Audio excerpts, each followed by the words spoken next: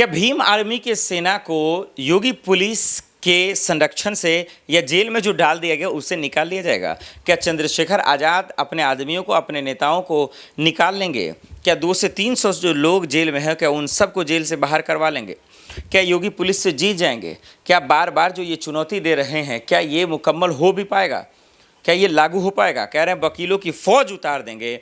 क्या ये हवाई बातें हैं मोदी जी की तरह, या रियलिटी से लेना देना है कुछ इसका? क्या इसका कोई बेस है? क्या कोई इसका तौर तरीका है?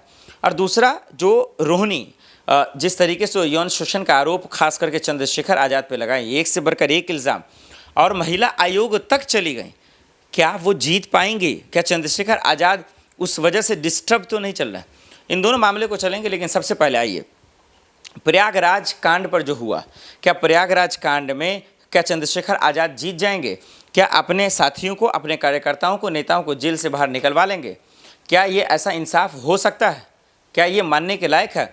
ये सवाल इसलिए दर्शकों क्योंकि हम और आप देख रहे हैं कि क्या चल रहा है।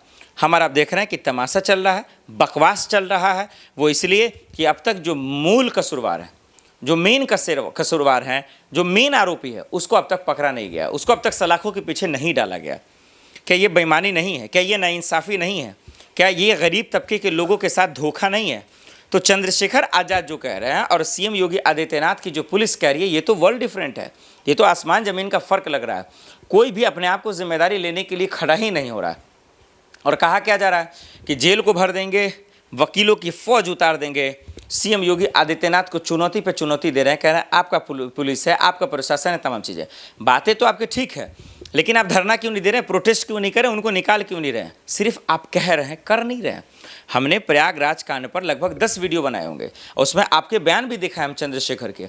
ना तो योगी पुलिस एक्शन ले रही है कि मेन आरोपी कौन था। क्या चंद्रशेखर आज़ाद के कहने पे तो ऐसा नहीं हुआ, क्योंकि वहाँ पे तो भीड़ था ही। जो लोकतंत्र का भीड़ है वो तो भीड़ तंत्र में कब बदल जाता है किसी को पता नहीं चलता। लोग वैसे ही समझते नहीं। मैं बार बार कहता हूँ इस मुल्क के नागरिकों से कि नेता मंत्री के चक्कर में कभी ना आए, इनके बहकावे पर, इनके कहने पे कभी भी कानून को हाथ में ना ले। लेकिन कानून को जो हाथ में लिया, जो सरकारी संपत्ति को नुकसान पहुँचाया, इसका गुनहगार कौन है? क्या वाकई में प्रयागराज कांड पर जीत पाएंगे चंद्रशेखर आज़ाद? क्या वकीलों की फ़ौज उतार देंगे?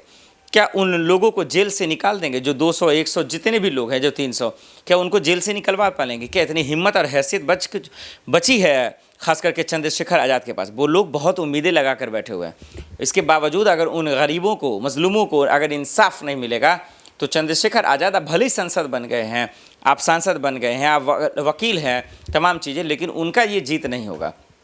अगर वाकई में आपके लोगों ने हिंसा नहीं किया, कांड नहीं किया, गुंडाईगिरी नहीं किया, तो फिर योगी पुलिस से आपको लड़ने में दिक्कत क्या है? कानूनी तौर पे लड़े ना, वकालत जाए ना, कोर्ट जाए ना, या फिर सिर्फ मीडिया में आकर हो हल्ला हल्ला कर चले जाएंगे आप? इससे आपका छिछा लेदर होता है, आपके कैरेक्टर पे सवाल उठता है, आपके नेता, आपके समर्थक पे सवाल उठता है कि उन लोगों ने जानबूझकर गुंडाईगिरी की और सीएम योगी आदित्यनाथ के पुलिस की छवि को ख़राब करने की कोशिश की। नहीं यार, अगर आप चाहते हैं कि ऐसा ना हो, वाकई में पुलिस प्रशासन ने गलत किया, फिर कैमरे पे आइए, खुलकर बोलिए, प्रेस कॉन्फ्रेंस कीजिए और बताइए कि क्या हुआ था, उस पर लीगली कार्रवाई कीजिए। जो आप कह रहे हैं ना बार बार कि लखनऊ घेर देंगे, आंदोलन करेंगे, जवाब देना पड़ेगा योगी पुलिस को, योगी जी को जवाब देना पड़ेगा, वगैरह वगैरह, ये तभी संभव है जब आप बोलेंगे खोलकर। क्योंकि आप पे भी तो हमला हुआ था, चंद्रशेखर आज़ाद पे भी हमला हुआ था, उसी यूपी में गोलियां चल गई थी। तो अगर आपकी चुप्पी, आपकी खामोशी ये बताती है कि दरअसल जो है प्रयागराज का कांड का जो पेचीदा मामला है वो क्या है। लेकिन वही दूसरी तरफ रोहिणी जिस तरीके से कह रही है, अब मैं समझाता हूँ कि चंद्रशेखर आज़ाद जेल जाएंगे या बच जाएंगे। चंद्रशेखर आज़ाद की मुश्किलें लगातार बढ़ती जा रही हैं। महिला आयोग कभी भी इनको जेल भेज सकता है, योगी पुलिस भी इनको जेल भेज सकता है, एक तो प्रयागराज कांड मामले में, और दूसरा रोहिणी जिस तरीके से आरोप लगा रही है यौन शोषण को लेकर, उनका मिसयूज़ को लेकर, उनको गुमराह कर रखा, महिलाओं के साथ बदसलूकी, उनको टॉर्चर किया, इन तमाम चीज़ों को लेकर। अब ये सिर्फ वो कह नहीं रहे, उन्होंने तो एफआईआर दर्ज भी कर दिया, वो महिला आयोग भी चली गई। अब सवाल ये है कि एक तरफ चंद्रशेखर खुद कह रहे हैं कि हम वकीलों की फ़ौज उतार देंगे, वो लड़की जहाँ जाके बोलेगी हम वहाँ जाकर लड़ने को तैयार हैं। तो पहले कोर्ट जाने की बात हो रही थी, चंद्रशेखर आज़ाद ने कहा कि हम कोर्ट भी चले जाएंगे, हम कोर्ट में जवाब देंगे। ये लड़की का जितना भी सवाल है, रोहिणी का जितना सवाल है, जितने वो इल्ज़ाम लगा रही है, हम सब का जज महोदय के सामने जाकर जवाब देंगे। तो ना तो आज तक वो कोर्ट गए, ना ही वो थाने गए, ना ही वो कहीं गए, ना ही वो महिला आयोग गए। भाई जाइए, जवाब दीजिए ना। और दूसरी तरफ रोहिणी भी चुप क्यों है? आप अगर इस मसले को जेन्युइन है, ये सिर्फ एक लड़की का मामला नहीं है, इस हिंदुस्तान में बहुत सारे ऐसी बेटी हैं जो किसी न किसी का शिकार हो रही है। कोई गरीब तबके के लोग हैं, किसी का पॉलिटिकल पावर नहीं है, किसी के पास पैसे नहीं है, तो लोग उसका ब्लैकमेलिंग करते हैं, उसका इस्तेमाल करते हैं और उनको गुमराह और बेबसी जैसा जो है सामना करवाते हैं। उन सबको बचने का इलाज आपने एक उम्मीद बना था, जैसे कि हमारे देश की पहलवान बेटियां लड़ी। बृजभूषण शरण सिंह भी बाहुबली है, बहुत बड़ा गुंडा है, बहुत पैसा है, पावर है, सोर्स है, राजनीतिक ताकत है, लेकिन इसके बावजूद देश की बेटियां लड़ी ना। दिल्ली के राजधानी जंतर मंतर पर आई कि नहीं आई? वो प्रदर्शन की ना, इंडिया गेट पर प्रदर्शन की ना। भली है हार जीत वो अपनी जगह इस लोकतंत्र में, लेकिन सवाल तो ये है कि आप लड़ें, अपने हक के लिए तो लड़ें। तो जिस तरीके से रोहिणी ने जो आरोप लगाया, जिस तरीके से इल्ज़ाम लगाया और सबूत देने का जो है दावा पेश किया, उसके बाद आप खामोश हो जाएंगे तो सवाल तो आप पे ही उठ जाएंगे। और चंद्रशेखर आज़ाद भी कह रहे थे कि भाई जिस तरीके से हम लड़कियों का सम्मान करते हैं, जो भी उनका डाउट्स है हम उसको क्लियर करेंगे, सवालों का जवाब भी देंगे, लेकिन कोर्ट में देंगे। तो कब देंगे भाई?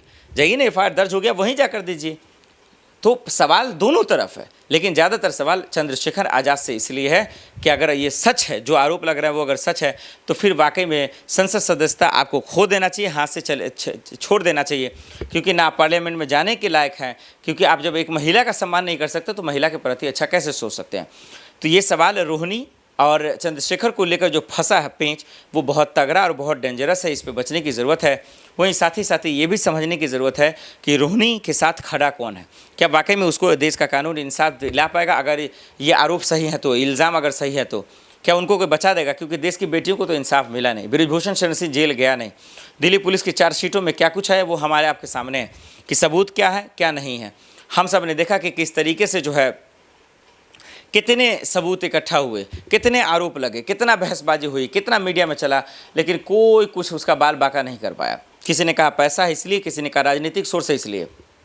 मैं उसमें पढ़ना नहीं चाहता। मैं सीधा सवाल तमाम लोगों से करना चाहता हूँ। चंद्रशेखर आज़ाद अगर दोषी हैं, उन्होंने एक लड़की के साथ गलत किया, रोहिणी के साथ गलत किया, उनका इस्तेमाल किया, फिर सरकार को इनको जेल में डालना चाहिए, महिला आयोग को इनको जेल में डालना चाहिए। दूसरा कि अगर सियासत के नज़रिए, अगर किसी नेता के कहने पर, मंत्री के कहने पर चंद्रशेखर आज़ाद की छवि खराब की जा रही है, उनकी सदस्यता, संसद सदस्यता छीनने की अगर साजिश है, तो फिर वहाँ की प्रशासन और वहाँ की पुलिस की ये जिम्मेदारी और कर्तव्य बनता है कि उस पर एक्शन लें। और महिला आयोग का कर्तव्य बनता है कि ऐसी महिलाओं को जेल में डालें, ऐसी लड़कियों को सलाखों के पीछे डालें। नहीं तो हमारा आप तो देख ही रहे हैं कि इस देश में कैसे गुनहगार बच जाता है और बेकसूर जो है वो किस तरीके से फंस जाता है और उनको फंसा दिया जाता है। तो चंद्रशेखर आज़ाद प्रयागराज कांड पर भी बोल रहे हैं, रोहिणी पे भी बोल रहे हैं, लेकिन खुद जिस तरीके से वो इस मसले को बक्से में डाल दी है, ठंडा कर दी है, इससे ये पता चलता है कि कहीं ना कहीं राजनीति का शिकार जो है, वो सियासत का शिकार खास करके चंद्रशेखर आज़ाद तो नहीं है, रोहिणी तो नहीं है। इससे डरने और बचने की ज़रूरत है। इन तमाम मसलों पर दर्शकों आपकी क्या राय है, हमें कमेंट कर जरूर बताइएगा। फॉरवर्ड न्यूज़ देखने के लिए बहुत बहुत शुक्रिया, धन्यवाद।